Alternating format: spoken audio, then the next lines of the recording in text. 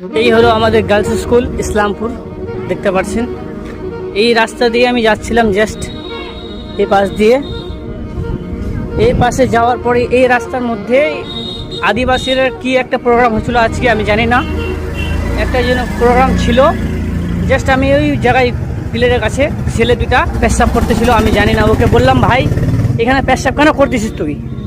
তো ওই ছেলেটা আমাকে ডাইরেক্ট মারতে চলে আসছে, বলছে এই সরকার জানি না কোন সরকার আছে, এভাবে বলি। আমাদের দেশের একদমই অবস্থা খারাপ হয়ে গেছে, কিছু বলার নাই। ছেলে দুইটা যেভাবে আমার সাথে বিহেভ করেছে, আমার জায়গায় অন্য কোনো মানুষ থাকলে এখানে অনেক কিছু হয়ে যেত আজকে। এইভাবে ভালো ভিডিও বানানোর কারণে অনেক মানুষ আমার ভিডিওকে খারাপ বলে।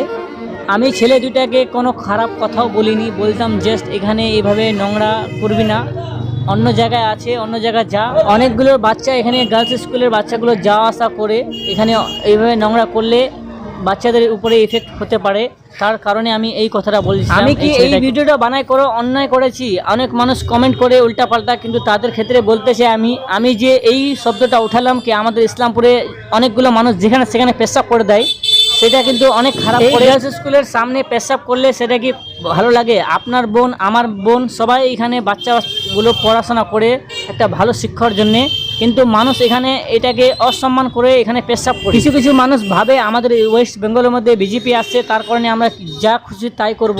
যারা এগুলো কথা ভাবে তাদেরকে বলতে চাই, এখানে কোনো সরকার খারাপ হয় না, বিজেপি সরকার তোমার ভালো একটা কড়া ব্যবস্থা নেবে। যারা এগুলো ভাবে